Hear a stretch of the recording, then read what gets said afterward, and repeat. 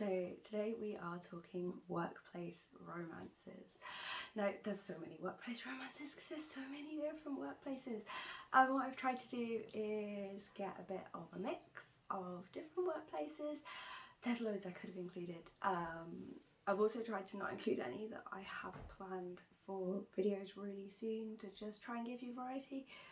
But we'll see. Maybe I'm just gonna have to do another one of these in the not too distant future. But let's get started. So first off, I have got Astrid Doesn't Fail. So this is a sapphic, so an FF contemporary romance, enemies to lovers. So the workplace in this one is that Astrid is the lead designer in a renovation project and Jordan is the head carpenter for it. Jordan is also part of the family that owns the building that is being renovated as well, so that creates extra tension. I love this book generally. So in terms of other tropes, like I say, you have got enemies to lovers, you have got by awakening. Astrid does start the book thinking that she's straight. You have definitely got a lot of forced proximity, and also Astrid goes on quite a personal journey in terms of working out what she wants, who she wants to please, and things like that. So absolutely love this one. So the next one I've got is another contemporary romance, and that is A Duke by Default by Alyssa. So in this one we have got Portia and we have got Tav. The workplace here is a little bit different. So it is an armory that is basically a sword maker's place. So it's like traditional sword making in Scotland.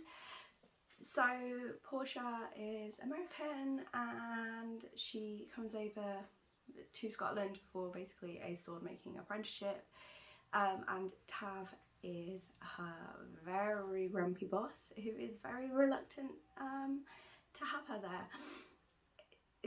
Yeah. I really love this series in general, the Reluctant Royal series.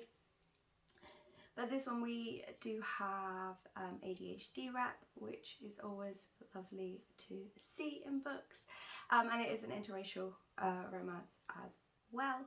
But yeah, Portia kind of has dealt with a lot of things from her family, so that's part of the reason that she's kind of going away to try this apprenticeship, to try something, to just prove that she can make something work in that way. But definitely recommend picking this one up. So then I've got The Romance Recipe by Barrett. So Amy is a restaurant owner and Sophie is the head chef that comes to work for her. So our workplace is a restaurant in this case. And in this one they have a lot of disagreements and when it comes to how they're going to be running the restaurant. So Amy basically hires Sophie because she's a TV personality and she kind of needs the boost from that to help her struggling restaurant. Sophie really wants the restaurant to succeed, and also is fighting with the fact that she has realised that she does have an attraction to Amy. So yeah, another sapphic one, some beautifully done bisexual rep with some references to biphobia from a previous partner. But yeah, so Amy is a bit of a control freak, which does cause a lot of friction between them, and Sophie is pretty kind of grumpy when she's at work as well. So it's a really nice balance and lots of foodie stuff and reality TV references as well. So that one's great. And then for more contemporary romance, I couldn't decide which of these to pick. So I've picked both. I've got two Chloe Liese books from the Bergman Brothers series. I could also have picked The Mistletoe Motive by her as well, but these two are two of my absolute favourite books by her. So first off we have got Always Only You, which is the second book in the Bergman Brothers series. So this one is Ren and Frankie. So Ren is an NHL hockey player and Frankie does social media for the team. So this is obviously workplace from the hockey team. There is the forbidden aspect as well, as people who work for the team are not allowed to date the players. The rep in this one, Frankie is autistic, so that is Own Voices rep in this case. and she also has rheumatoid arthritis and walks with a cane. And she's so grumpy. It's like a proper grumpy sunshine. Ren is this absolute ray of sunshine of a hockey player who like uses Shakespearean curses on the ice and is just generally the loveliest person. And yeah, for a very long time he was my undisputed favourite Bergman brother. However, it is now under dispute because of Ollie.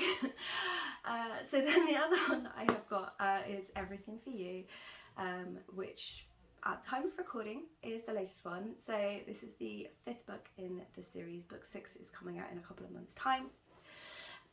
So this one is Ollie, who is the second youngest brother, and Gavin, and they play for the same football team as an MLS team.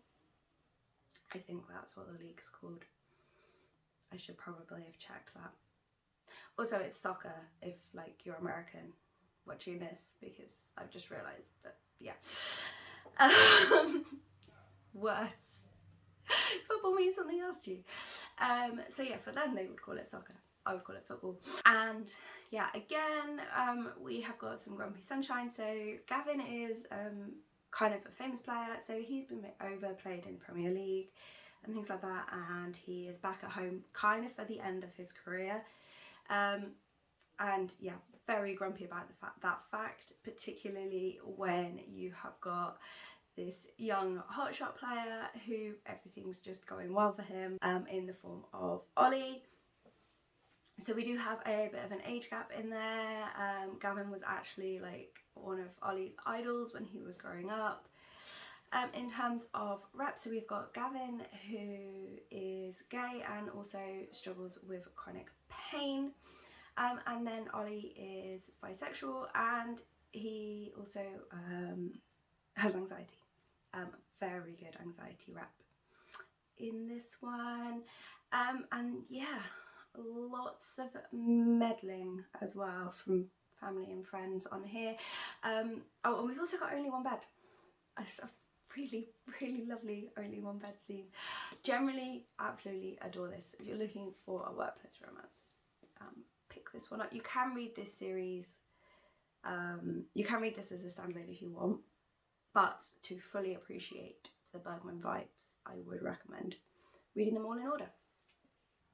So then hopping over to romantic suspense, and I obviously had to include a Lexi Blake book, so I picked The Men with the Golden Cuffs. In reality, I could have picked so many of them. A lot of the Masters and Mercenaries books in the main series have a workplace aspect, as do some of the Sanctum Knights ones, and the topped ones, the first 2 that I've read so far, have been workplace in the restaurant as well.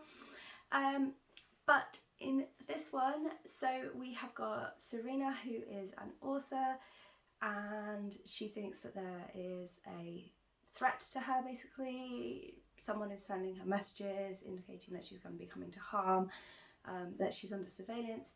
So she needs to hire a bodyguard, only the meddling office manager at the firm decides that actually 2 would be better, so Adam and Jake get the job of looking after her. So Adam and Jake were previously in the army, but they got kicked out for basically being found in a compromising position. So Adam and Jake are kind of known by everyone as people who like to share when it comes to their sex life. And as it happens, Serena, as an author, writes a lot of menage. So Serena does write very similar books to this series, and I love the little points where she's always there, like kind of taking notes. So anything that's happening around her, she wants to take notes to see if it's something that she can include. And there's a lot of like introduction to her on like the proper ways of BDSM and things like that. But yeah, I also really love the contrast between Adam and Jake in terms of like when they each let their guard down. They're two quite different people. So Adam's more like your geek role in terms of doing all the computer side of things, whereas Jake is very much more the muscle of the duo. So yeah, I really love this. Another good reason for picking this is book 2 in the series, so if you want to get to this one, you don't have to get very far, but really do recommend picking this up. So then I've actually got a sci-fi romance, and that is Silver Shark by Ilona, which is in the Kinsmen universe. So in this one we have got Claire, who is a very powerful psyker, so she has kind of mind control abilities. She's had to flee her home because her faction has lost a war and basically her powers are deemed too big. So everyone around her is being exterminated, but she manages to get away and find her way to another planet. The job that she then gets is as personal assistant for Venturo, who is another psyker. But she has to basically hide her powers, otherwise it would be really obvious where she's come from, the fact that she's there illegally. But obviously feelings do develop with them. But yeah, so it's working. Again, like he's her boss. In there, it's quite a short one, so these are all like novella length. I mean, as you can see, like for the anthology for the universe, it's quite small in total, but Ilona, they are really good at writing novellas, so it's a really nice one to pick up if you fancy something short with really nice world building and how we get there. And then I am going to finish off with Nalini Singh. Now I did pick 2 for this, but they are from different series, so I'm going to give myself a pass on that one. I'm going to go Guild Hunter first. So we have got Archangel's Shadows. So in this one we have got Ash, who is a vampire tracker, and we have got Janvier, who is a vampire. So in this series you've got the Guild, who are basically tasked with tracking down vampires who have gone off the grid. So when the vampires are made, they have a certain number of years of service to the angel who made them a vampire. And if they try and get out of those terms, then the guild go fetch them back. And there's a lot of reference made in the first few books of this series, the fact that Janvier keeps disappearing and it's always Ash that has to go get him back. And yeah, this one is their romance. But they've also had to start working together for some projects that Raphael and Elena need them to look into. So they are having to move around the city together, so you've got some nice forced proximity in that one, with having to face up to how things are going, and also look at why Ash doesn't want them to be together despite the attraction. Yeah, absolutely fantastic paranormal romance. And then yeah, the other one that I have got from Changeling, and so again there were quite a few that I could have chosen, but I chose Branded by Fire. This one is Mercy and Riley's book, and I absolutely love this one.